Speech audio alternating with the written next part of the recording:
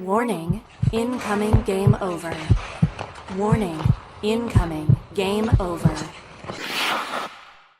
Welcome in, everyone, to another edition of Game Over Toronto, except this time it is a crossover edition of Game Over after the Leafs defeated the Calgary Flames 4-3 in a game that admittedly had me wanting to claw my eyes out for a majority of the time because, wow, was that some sloppy hockey by both teams. Tonight, I am joined by Matt DeMille, who is, I guess, a former host of Game Over Calgary / friend of the show.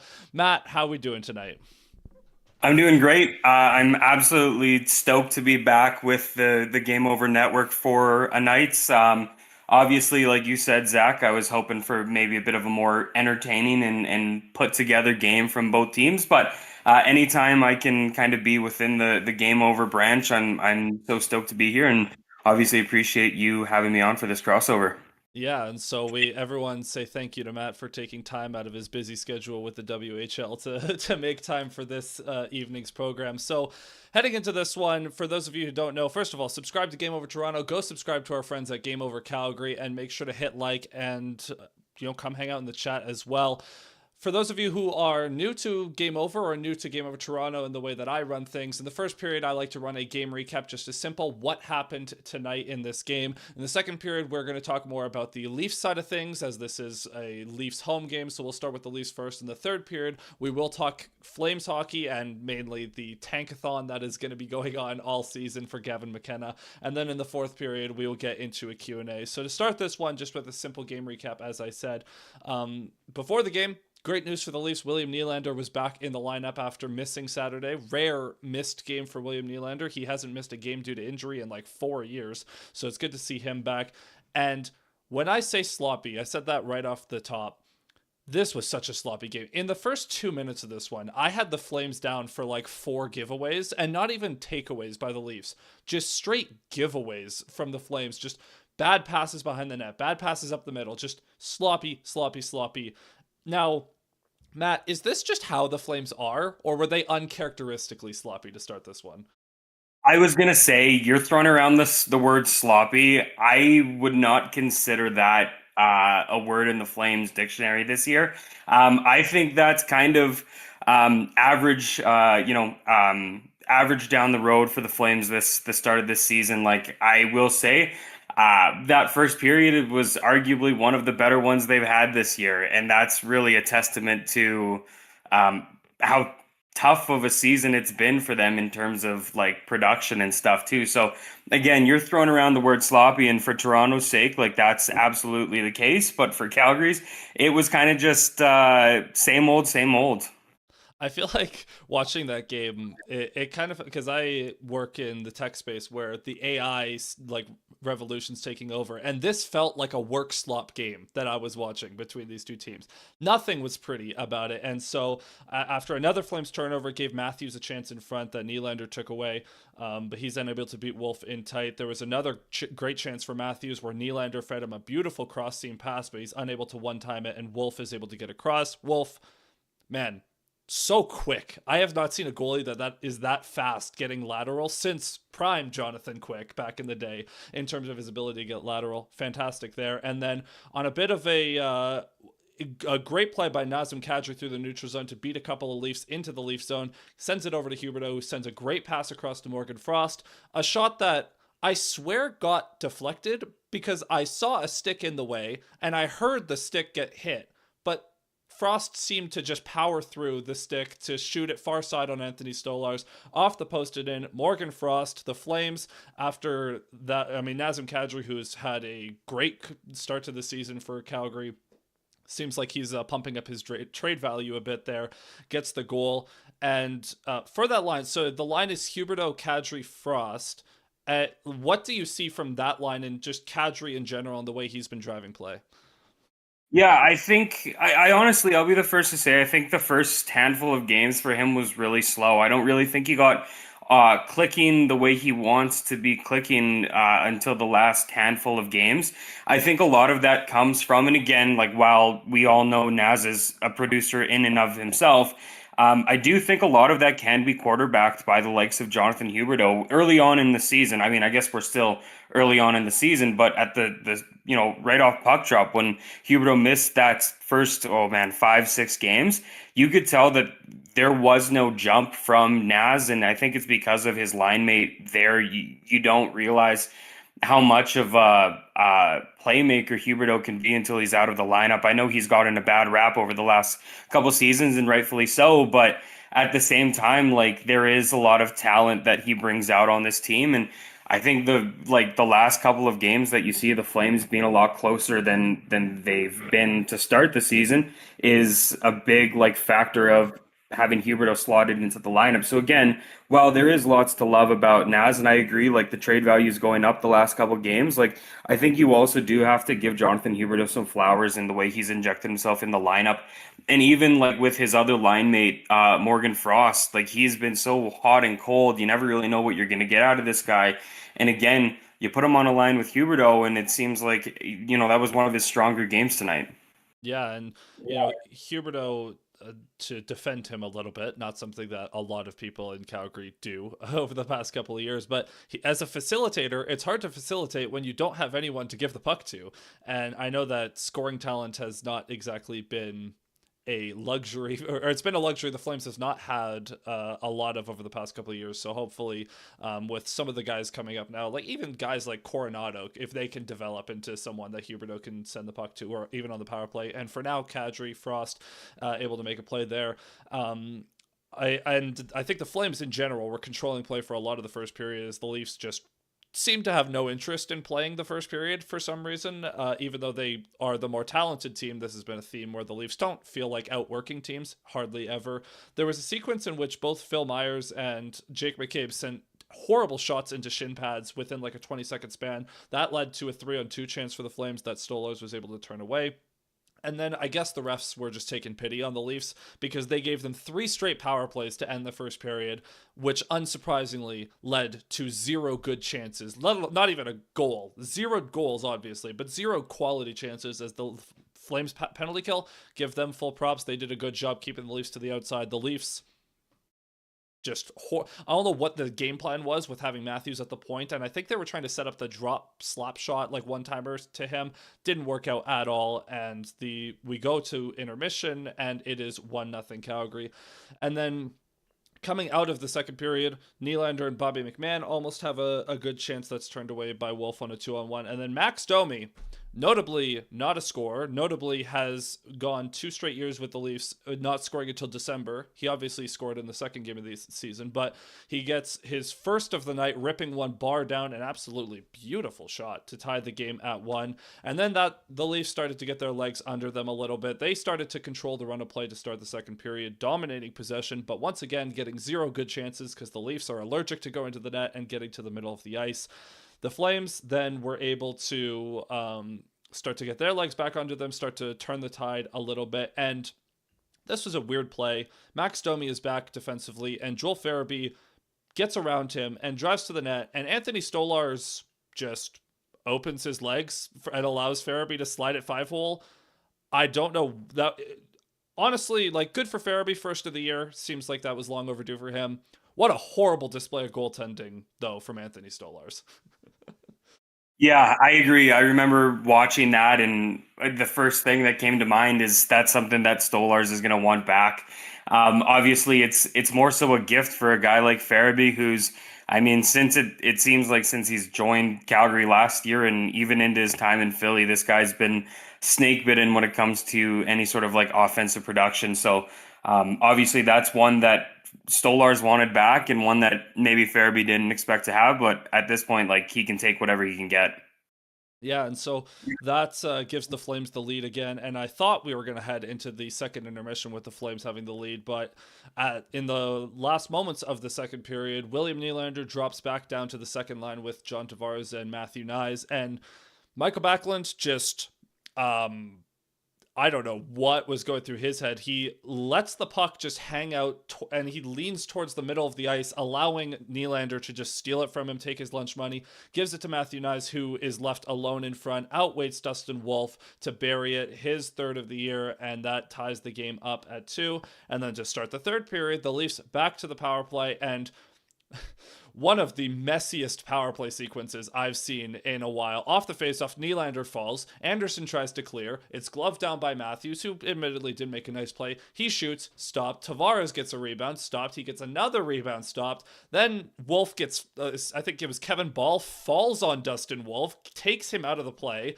Matthews brings it out front, and the clearing attempt goes off of Matthew Knies' stick and in as he kind of one-times the clearing attempt to give the Leafs a lead. What a mess of events that was. Yeah, absolutely. I mean, again, that's kind of what you expect from the Flames. Like, it seems like this team, and again, when you look at this team on paper, it makes a lot of sense, but even the easy stuff for them, they can find a way to make it difficult. And this one was no other. It was quite a tire fire in that crease. And I know on the broadcast, Kelly Rudy was a little nervous. It looked like Dustin Wolf got hurt. And I think, I mean, I'm okay with a goal against that. That doesn't scare me too much. But what does is, you know, a guy like Wolf going down at this point of the season. And, you know, when you look at the trajectory of who he can be as a goalie, like obviously it's tough to want to see a guy like that kind of struggle with injuries early on in the season. Yeah, I mean, to be fair, though, Dustin Wolf is really the only thing keeping the Flames competitive. So if he were to go down, that would really help the tank case for Calgary at the same time. And then I know that we were talking during the game and you were frustrated that the game was close because you want the Flames to lose. You are actively on Team Tank. So I'm sure it was quite the surprise when, with like 5 minutes to go, Morgan Rielly sends a grenade, an uncontested grenade through the middle of the defensive zone, turns it over, and then leaves Sam Honzik alone in front of the net for some inexplicable reason. One of the worst displays of hockey I've seen from Morgan Rielly in a while, and he was horrible last year. But Honzik gets his, I believe that was his first of his career. First career, yep. And that ties the game 3-3. So I don't even know what to say on that one. Good for Honzik. I mean, good for some of these Flames young guns that are getting more opportunities. I know Parekh is now actually being played. As I know he's scratched a couple of times to start the year. But for a guy like Honzik, like, what do you see his role being this season, and what you hope he can develop into? Yeah, that's a really good question. Obviously, like you look back at 2023 and he was the Flames' first round pick. Obviously, like a accomplishment like that comes with heightened responsibilities, and you kind of want to see him be an everyday guy in the NHL. And I'll be the first to say I think he's had a bit of a slow start to his career. He hasn't quite blossomed into the player that I think the Flames went after. But the way I see it, like if all fares well for him, I think he can be a really solid two-way guy in that middle six role for the Flames. Again, I don't know if he's really had the opportunity to shine just yet, but at this point of the season and like where the Flames are headed and what they are as a team, like I really, really drive home the idea of giving these young guys the opportunity. You know, like let's keep the older, more veteran guys as those in and out, healthy scratches type players, and let these kids, the Pareks, the Honziks, even like Matt Vegradine, who's in the AHL right now, like give these guys the reps that they need at this age, and then you know come 22, 23, 24, they've matured into a relatively strong player at an early age. And again, this is really feels like the season that the Flames can go about doing that and not have any kind of worries in terms of like on ice performance as a team collectively. Yeah, and I mean, I felt for years that the Flames needed to, like, this has been the trend for years, that they're always mediocre. They're never bad, and they need to actually be bad so that they can build up to be something good, and hopefully build up to be something good when the new stadium is built. Like, that should be the timeline for when you want to be competitive again. And, you know, again, giveaways, the theme of the game. and we couldn't end without another one. Another just mess of a sequence in the Flame zone where the Leafs somehow get a 2-on-1 out of it, even though the puck never left the zone. And Nyes hands it off to Domi. He rips his second of the night home, and immediately I hopped online and was tweeting out that allowing 2 goals to Max Domi should automatically get you Gavin McKenna, because that is just despicable from the Flames to let that happen. But that gives the Leafs the lead with Wolf.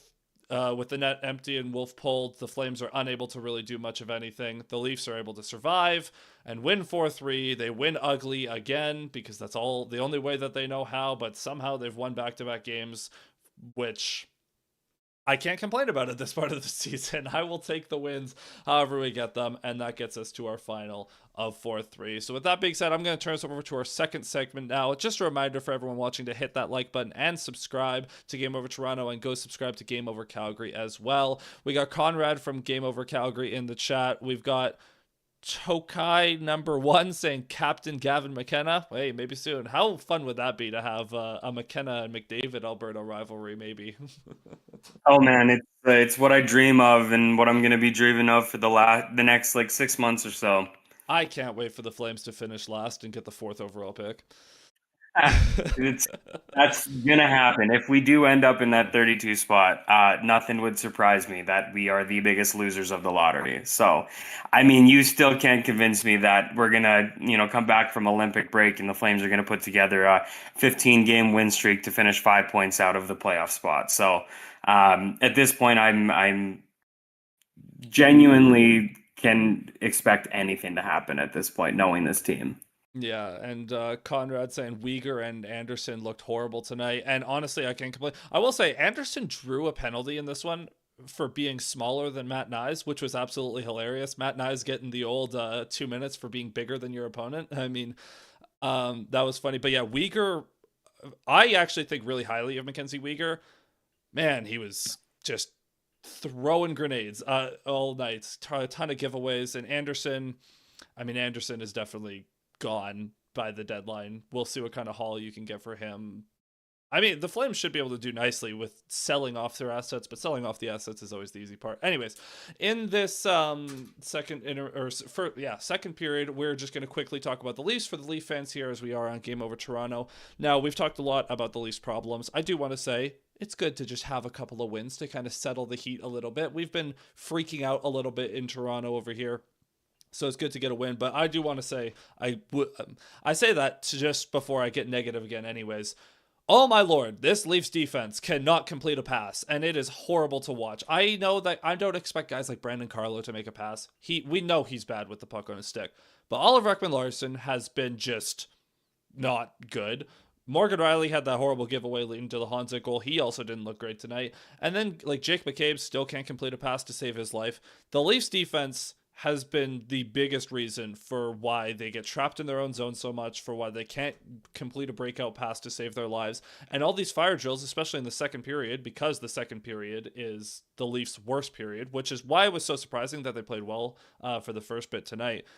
But man, the Leafs have a personnel problem on the back end. And I know that coming into the season, you would expect with the same 8 guys coming back that you would be able to have some chemistry going. No, chemistry cannot be found. The Leafs defense is not facilitating offense at all. And you know what, Matt, as an outsider, let me ask you this. When you watch the Leafs right now, as they are currently constructed, what do you see? I don't venture my way out to the Eastern Conference very much, but in the moments I do, I just kind of consider the quality of players that you have on that team. The Matthews, the Nylanders, I was going to say the Marners, and I'm sorry, that's probably a bit of a sore subject. And I should know that already because he's already torched the Flames twice this season. But that said, there's a whole lot of talent, but I think you nailed it on the head. It really feels like there's no chemistry there. And you can have the best players in the world or some of the top players in the world, and you're not going to go very far without chemistry. And, for a team that, for the most part, their core and, like you said, their defensive unit is relatively familiar with each other, I felt there was times tonight where it's relatively like disconnected and stuff. Yeah, and especially for a veteran group like Brandon or Simon Benoit is the youngest, and I think he's 26 or 27 years old. Everyone else is mostly over 30. Like Carlos 29, Riley's 31, McCabe is getting up there. Tanev is obviously injured right now, but he's certainly not young. It's very bizarre to see a veteran group struggle so much with these simple things. Conrad in the chat saying, would you like a lightly used Jake Bean? No. Bean and Nas for all your first round picks forever. Who says no? First of all, Murray Edwards says no. Second of all, we don't have first round picks. We traded them for Scott Lawton and Brandon Carlo. So yeah, the Leafs just, it's the eternal struggle of the Leafs of having all the talent in the world. And even without Marner, like this is not a Mitch Marner problem. I want to clarify that. This is just a Craig Berube philosophy problem where it seems like last year they really dialed into the style of play that Berube wanted to play, where it's just pack the middle, no high quality chances against, no passes through the middle. And this year with the replacement of Lane Lambert, who got hired to be Seattle's head coach, with Derek Lalonde, that has looked horrible so far because now the Leafs can't play defense, which is the whole idea that they're predicated on. So the Leafs still have to do some soul searching. That being said, they always suck in October. They're going to dial it in November, which is what they usually, like this is how it always goes. We complain in October and then in November they go on like a win 8 of 10 stretch and everything's good again. So I'm not too worried about it. And again, they won the game, so I don't want to complain too much. I'm going to turn us over to our third segment now, where we're going to talk more Calgary. So I know I've been asking you some questions about the Flames here, Matt. But aside from tanking for Gavin McKenna, aside from wanting to get the young guns going, like what are some of the outcomes this season that you're looking for? Like maybe with some of the veteran guys like Huberdeau or Kadri, or what are some of the kind of ancillary benefits that you're looking for from a season where there's no expectations? Yeah, I think that's a really good question. I think the big one for me kind of is an offset of just the whole tank mentality. And I think it's, to be honest, I feel like management needs to understand where this team is at on terms of a compete level, in terms of a skill level. And they need to realize that the core that, if you call it a core, the core that we have now isn't going to work in terms of being, I wouldn't even say a contender, but a like brink playoff team. So in that case, I really want to see Craig Conroy and the management kind of embrace a seller's kind of standpoint. So obviously, like you said, embracing the tank, but also selling off the assets that we have and that we have value for. For again, it doesn't necessarily have to be only draft capital, but also younger talent that we can, bring in and mold a little bit more and just generate this young core. And I think that comes with the Nazem Kadris of the world, the Rasmus Andersons of the world. Those are the two big ones right now. But to be honest with you, like there's very few guys on this team that I would throw under the no trade category. I would be listening to offers from just about any guy in this locker room. And I think the guys in this locker room are also aware of that too. Last year, I think they had that mentality of we want to be underdogs. We, are putting in the performances to be underdogs. And, 10 games into the regular season here, and like even in these like media conferences post game, like it already looks like a beaten group, and it's something that I didn't see over a span of 82 games last year too. So I think it's just really the biggest point for me is management understanding and realizing that what this team is essentially, a big for sale sign marked at the front of it, if that makes sense. Yeah, so let's play a little game. So the goal of this is I need you to be realistic with this. I know that you're going to want to trade all of these players, but let's just run through the Flames' current roster, and I want you to tell me how likely it is that they get traded either in season, like at the trade deadline, or next off season before the draft. So starting with the biggest salary, Jonathan Huberdeau makes 10.5 up until 2031. Yeah, I feel like this is one where it's incredibly low that we see anything done. I think the cap hit is an interesting one for sure. And obviously the biggest thing to it. At the same time, it's going to be tough to find a team that's going to want to pick a guy up like that. And so I think he's one of the very few that, while I would be open to hearing conversations about, I just don't see that happening. Nazem Kadri makes $7 million until 2030. I think as much as he is one of the guys in this locker room that has the most value, at the end of the day, he's kind of in the same categories as Huberdeau, like long-term contract, big contract. In terms of what teams would be looking for, like there's only been a few names that I've heard that are of interest, and I don't know if it's working out. And to be honest with you, like I can flip this to you. Like there's rumors of Nazem reunion in Toronto. Like where are you kind of sitting in that kind of conversation? When Conrad said Bean and Nas earlier, and I said Murray Edwards wouldn't do it, I wasn't kidding. I am not going to be convinced that the Leafs and Flames will ever make a trade as long as Tree Living is our GM until they do. Like I'm fully buying into the conspiracy that there is just so much bitterness in that relationship that they won't do it. So even if they could, the Leafs don't have the assets anyways. Like, I'm sorry, can I interest you in a third round pick in 2028? Like, we don't have anything. So the Flames would be better off selling him to someone who can give them value. That's very fair. The other thing too is, like, I don't know if would you want to retain half that contract for 3 years after this one? I mean, the nice thing is the Flames aren't anywhere close to being in an issue with cap, and respectfully, I don't think we will in the next 3 years. If we build this team the way we are required to build it, like I don't see an issue where cap becomes a problem within the span of Nazem's contract. So I don't necessarily consider that an issue on the Flames side. But again, like I agree with Conrad in the chat. Like people want Kadri, and I do think there's value there. I just think it's going to be difficult for them to find the right deal. And to be honest with you, like going back to the point I had about management understanding where this team is and their potential, I really do think, and it really sucks to say it, but like I would not be surprised to see the Flames make very little moves this year because they're still hanging on to that like little slim chance of like, hey, they were good last year.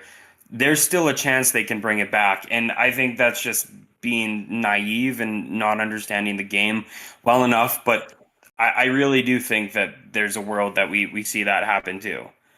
Yeah, I just had a nightmare thought about what Kadri would look like in a Panthers jersey, and I'm gonna move on now. So Matt Coronado, he's not going anywhere. Sharon Govich, I imagine he's not going anywhere because he's on such a sweetheart of a deal for the next several years.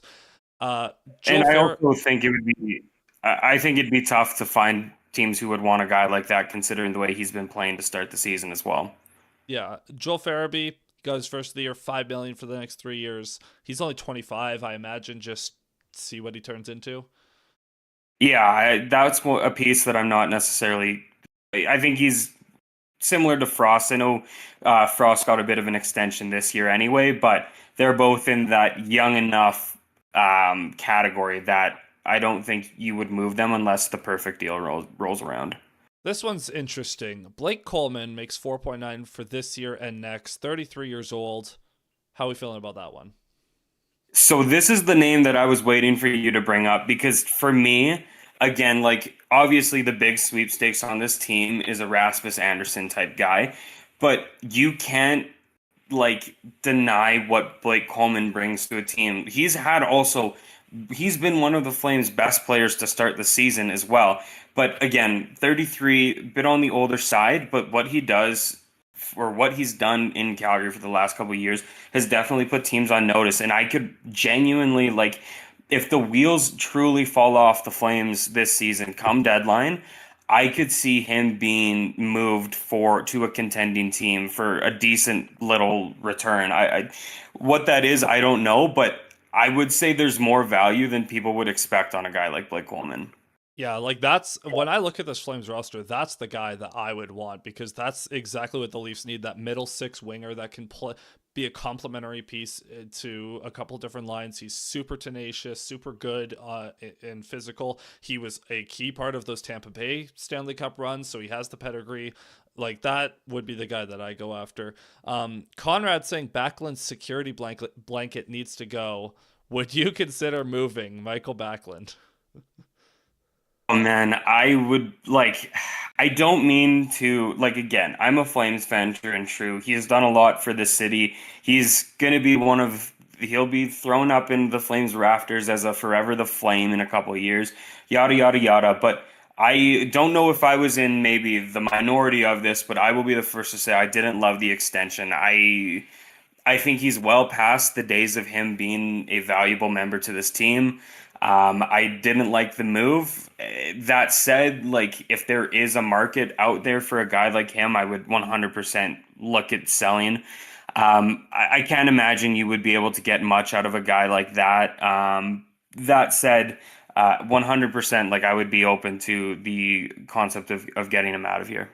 Yeah, and then aside from that, obviously Rasmus Anderson is the big ticket item. We don't need to delve into that. Are there any other defensemen? Like, are you married to keeping Mackenzie Weegar through the length of his deal? I think so. I think again, like he had a pretty brutal game today. I do think he is kind of that foundation of this next generation of Flames that we see. I could see him really be stepping into, well, he already has, but him stepping into a bigger, larger leadership role. If the move is to completely embrace the rebuild. So he's a guy that I would like to keep around. We've seen in places like Buffalo where you sell all of your veterans and you just let this young group of kids, do their thing and it doesn't add up well. So while we are, very much on the selling front for a lot of the veterans, a guy like Mackenzie Weegar is something I'd like to keep around. Talking blue line specifically, I'm really high on Kevin Ball as well. I love that extension they signed him down to. I think he really flies under the radar as a defenseman. Yes, he's streaky. Yes, he has good games and he has bad games. But I do think, considering his age and considering the kind of ceiling that he has, I really like a guy like him. So those are the two. Obviously Parak too, but I guess those are the three guys on the blue line that I really like and I would like to keep around. But like, if we can toss Jake Bean, get a sixth or seventh round pick for a guy like that, like. Honestly, like anybody on the blue line besides that trio, I'm all for. Yeah, so there you go.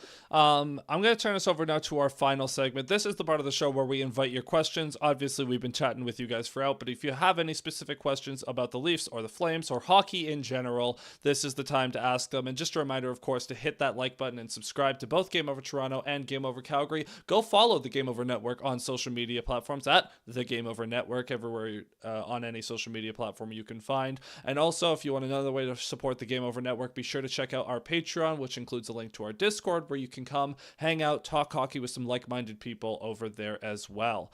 Now, I do have to go back because we got a Leafs question during that segment from OKO Digital, one of our regulars over here. If the defense for the Leafs doesn't figure it out in November, what is the plan? Pack it up. The Leafs aren't.